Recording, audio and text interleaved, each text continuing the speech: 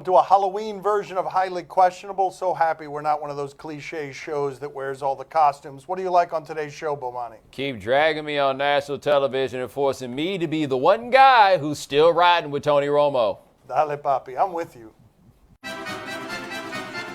Is Cam Newton right for wanting to talk to Fidel Godel about don't call late hits? Man, he's got some justified complaints that are slightly less serious than you might consider them when he's wearing what Jim Carrey was wearing in that Mask movie. We'll get to the outfit in a second. But first, here's the hit. Look at the hit here that didn't get called anything. Usually you hit a quarterback that low.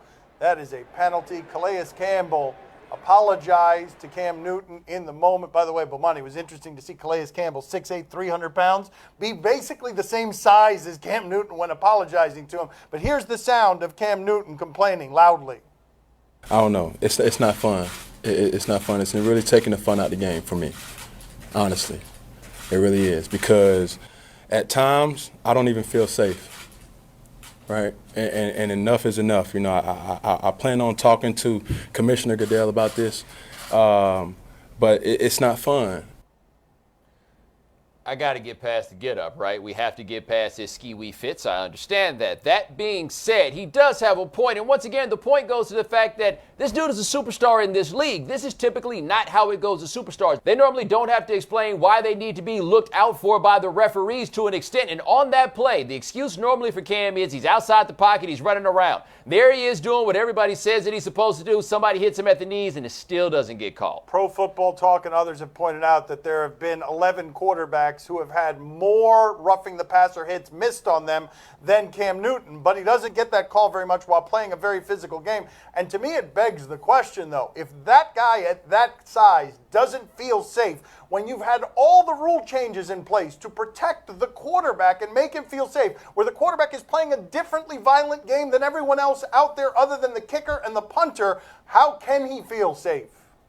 Well, they're concentrated on the head. As long as he hit his head, everything is fine. That's the way I see it. They concentrate on certain dudes. Like, you don't tell me that Drew Brees is just somehow a magnet for roughing the passer calls, or a referee is looking out. That's why he's had in the double digits of these since last year, and Cam Newton's had 0. I do think the size ends up mattering here quite a bit, because when he's as big as Calais Campbell, the hits don't look as big as they do on Drew Brees.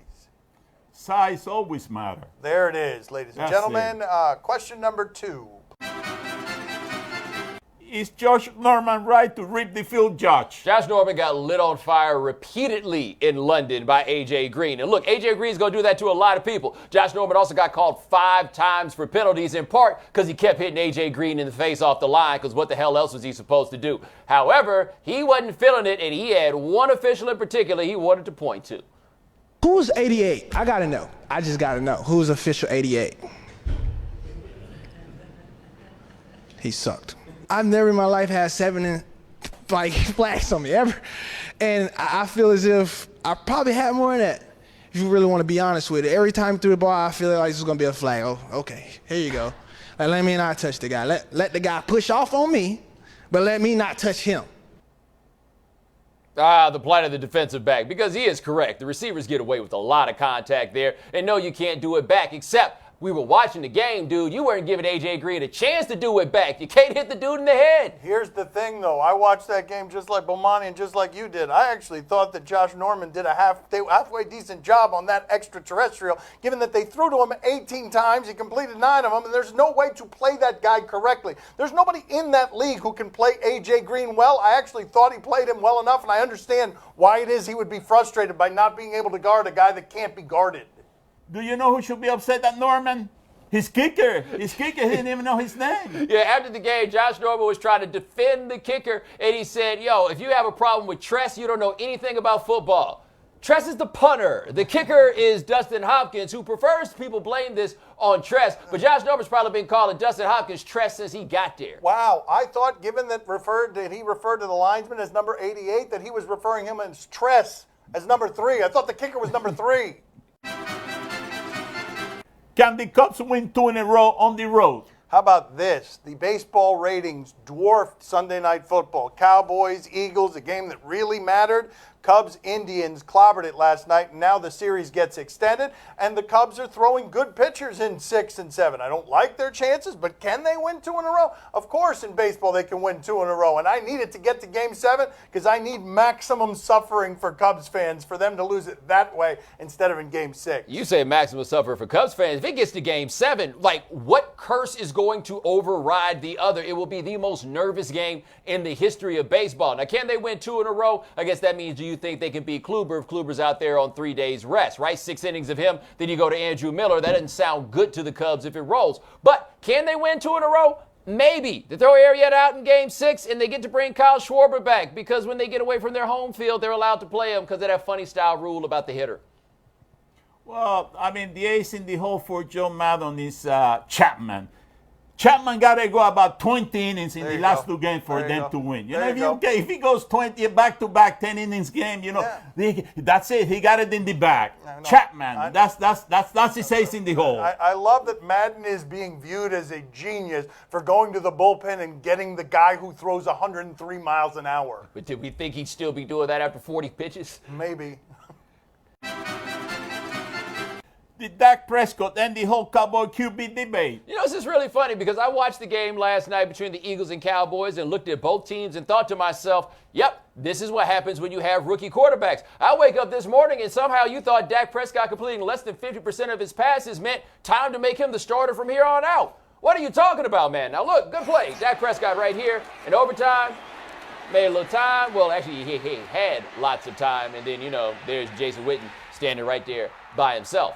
He has done a great job filling in. There's no question. After what happened last year with Cowboys backup quarterbacks, you have to be glad for this. But the last time we saw Tony Romo play, he was one of the 3 or 4 best quarterbacks in the NFL. If you're trying to win a Super Bowl, rookie quarterback games aren't what you want to have. I do find fascinating what is happening here, which is Dak Prescott is getting a disproportionate amount of credit for winning at the position where we give a disproportionate amount of credit for winning. Keep in mind, are we having an entirely different discussion today if that fake punt that was almost botched by the Cowboys, if that goes a different direction, all of a sudden the Cowboys look bad and he's throwing an interception in the end zone? Are we going right back to Romo? Because I don't think these are decisions that you should be making on the results of one game, whether it's a win last night or a loss last night.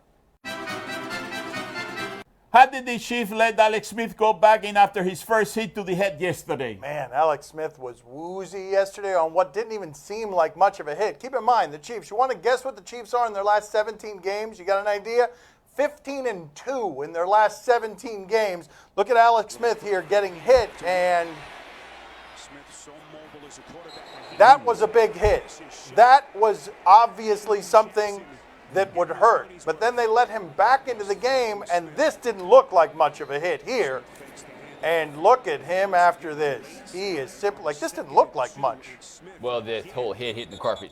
Right. I'm just saying, comparatively, it didn't look like much of a hit. And the answer to your question is the science is still behind everything else in this game. They're not doing this concussion protocol correctly. They're just doing it better than they used to. Yeah, no, but this is a tricky situation for the Chiefs because there's a couple things to remember. Number one, who do you think would be the player in this league most likely to pretend like he didn't have a concussion when he did? Probably the guy that lost his chance to go to a Super Bowl when he lost his job when he had a concussion. Also remember, those two teams played in that stadium in a playoff game a couple of years ago where Jamal Charles was ruled to have a concussion. Then later after the game, they said he did not, and the Chiefs gave away a big lead as they lost player after player after player. This isn't simple. They said they checked Alex Smith. They said he was okay, and they cleared him. Then the second time, they did not. From here, I don't know what I'm supposed to do because I'm not trained enough to know the difference between a big hit and a concussive one. What is Andy Reid doing calling a running play for him, you know? Been doing that for a while, though. Alex Smith, the walking definition of deceptive speed. What are the Patriots doing trading Jamie Collins? Just being the Patriots, you had to wonder when it was time to trade somebody before they came up for free agency. They did it with Chandler Jones before the season. Now they've done it with linebacker Jamie Collins. They traded him for a third-round compensatory pick of the Cleveland Browns. And we're asking what the Patriots are doing. They're making really sure they don't see Jamie Collins in the playoffs. If I'm Jamie Collins, You don't have to be that damn meticulous about making sure that you don't send me to the playoffs. Because you tell me you traded me to the Browns, my response to you is, that's messed up and you know it. Poor Jamie Collins is about to be rich Jamie Collins, and the Patriots are saying, get out of here. The Bill Parcells model is everyone is decisions. Quarterback, left tackle, cornerback, and huge pass rusher. He's not one of those guys. So what they just did, keep in mind, they lost picks because of Deflategate. Now they're getting picks back and going younger and cheaper on a roster and a defense that's almost entirely disposable. Here's the thing, though. They have let go of the pass rusher. They have let go of the great defensive back. Nobody's indispensable on this team except Tom Brady, and I'm not but so sure about that. He's going to win the MVP, incidentally, after missing 4 games. We haven't talked about it at all, but he's going to win that damn trophy. Boy, Billy, he plays a rough game. Yes, that's right. I'm telling you. Yes. He has no. Yes. Yes. He's tough. Yes. He's tough. Yes. He's That's tough. what he meant. Yes. The only guy that can relate right now to Jamie Collins is Richard Seymour when Belichick traded him to the Raiders. I felt like my father said it better than even Bomani did. Whatever he said. Coming up next on Highly Questionable. I'm being dead serious with you. I lost all respect for the Heisman the day they gave this man a vote. What's his name, Poppy? What's his name? Jabrill Peppers. Expert, ladies and gentlemen. It is Monday. Time for more headlines.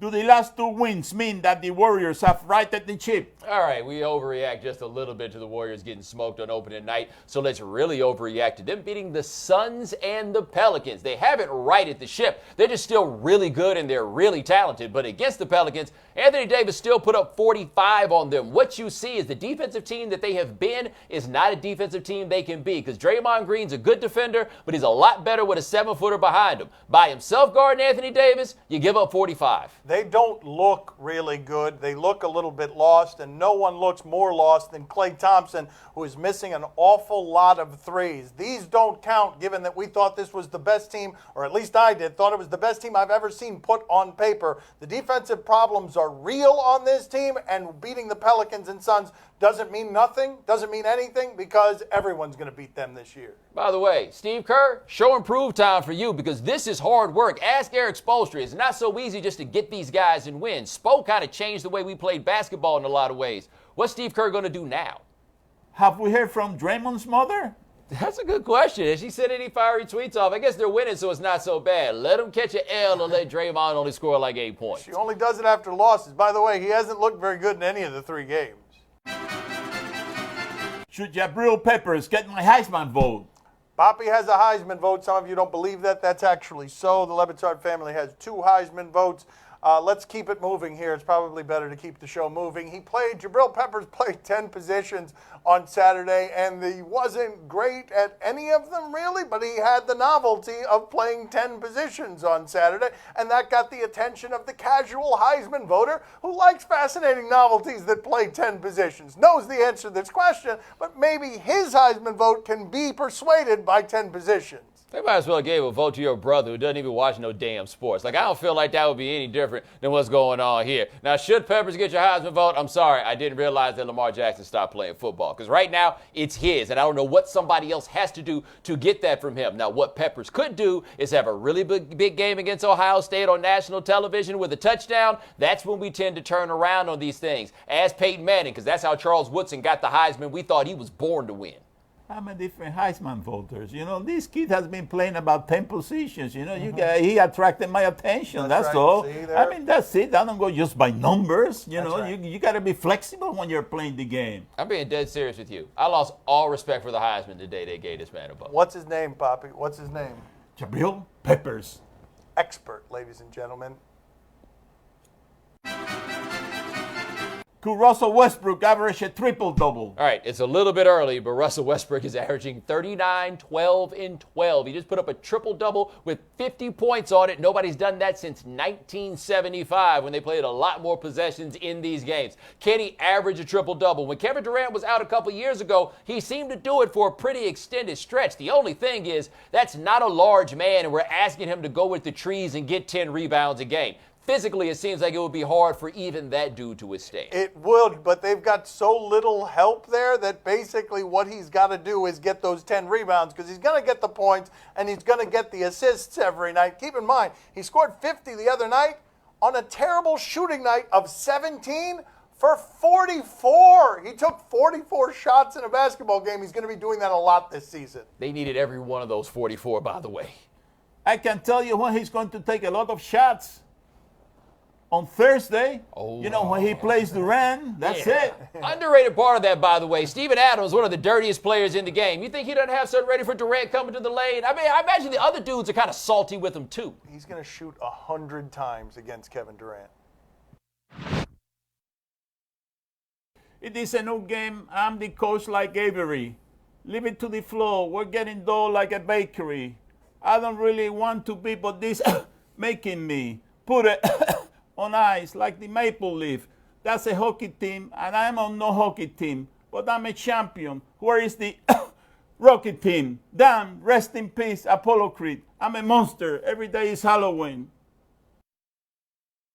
Highly questionable is broadcast from the Clevelander Hotel on beautiful South Beach, Miami. Time to play the game that thinks Halloween is for losers. Do you question? I really do believe that, by the way. You give us topics and events, and we question them and sit here in tailor-made clothes. Not going to take our dignity by dressing us up in nonsense. I sit here in tailor-made clothes.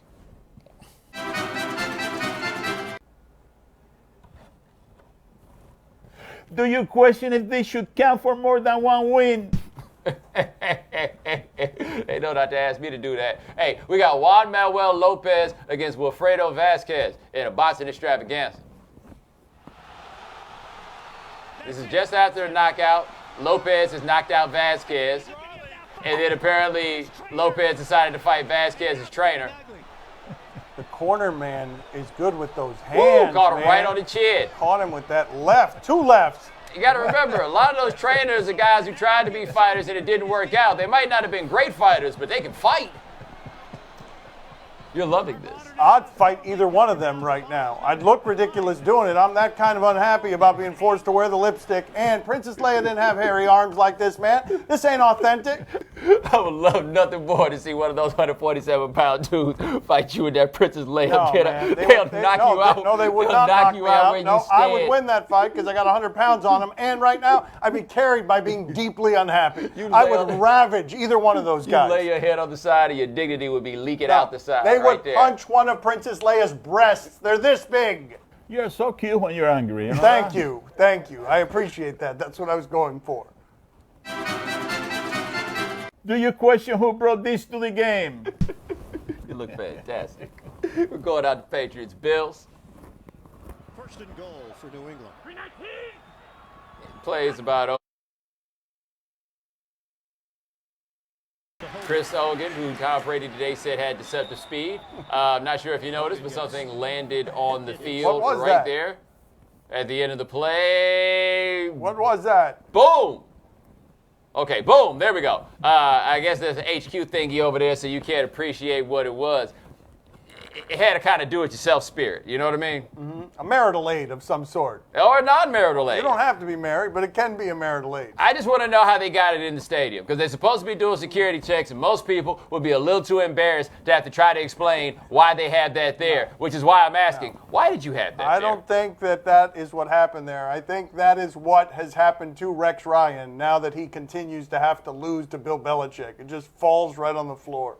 You know, that's how good the Patriots are. You know, Belichick got them prepared for everything. They can expect the unexpected. You know, that is why they are such a great organization. Yes, that is. The advanced scouting told them that was. Was Gronk on the field when this happened? Because if he were the first person to see this, Gronk would be out of it for 4 plays because all he'd be doing is pointing and laughing. I feel like that's the way to stop Gronk. Actually, just litter your secondary with those. He'll get distracted.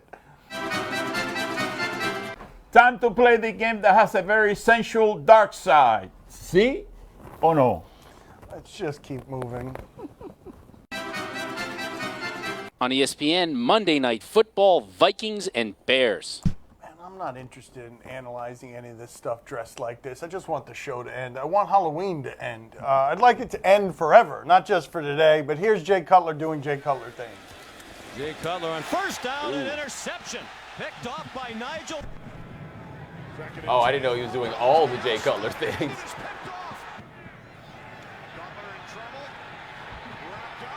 Oh, ouch. That looked like it hurt a little bit. This is mean what we're doing. He's got good plays on his resume. Like, what are we doing to Jay Cutler here? I mean, come on. Like, this is so unfair. I mean, not really. Bomani, are you intrigued? Still the best quarterback the Bears have had in 50 years. Never forget that. That guy, the best quarterback they've had in 50 years. Poppy, are you intrigued? Oh, see, I'm very intrigued because Jay is going to surprise everybody. Tonight is going to be a game that everybody's going to think about it because he's going to have a hell of a game tonight. He's going to show the Vikings that he is the Jay Cutler that everybody was expecting him to be. Actually, what you just saw right there is the Jay Cutler. Yeah, pretty much. On Prime Ticket, Suns and Clippers. Not really, but the Suns have a decent halftime show. Let's see if we introduce you to that. Oh, the gorilla's still out there? Oh. What just happened there to that guy? Okay, wow. That's probably not the way that was supposed to go there. Bomani, are you intrigued? Remember when we thought the Clippers were going to be really good and they actually have all the things we thought they would have, and then the Warriors happened? Wasn't that funny? Poppy, are you intrigued? Oh, see, I'm very intrigued. Listen, I think that I remember that kid when he was back in college. Oh, there you go, bye. Yeah. I'm pretty sure that's a different kid, but as always, I don't know that's if it's a what different that kid gets. I've never been happy to see somebody fall on his face that I am for him. Wait a minute. I think we've seen that kid in a Spider-Man costume in Argentina before. There Haven't we we seen go. that before? One time? Didn't we see that one time? That's all the time we have for today. Thank you for watching. We are back tomorrow. Don't think about me all night, boys. I'm so gracias that I'm not Princess Leia. Bomani, I got something to tell you. Yo soy tu papá. Been here 3 years and I finally know what that means. You didn't say that in the deep Darth Vader voice.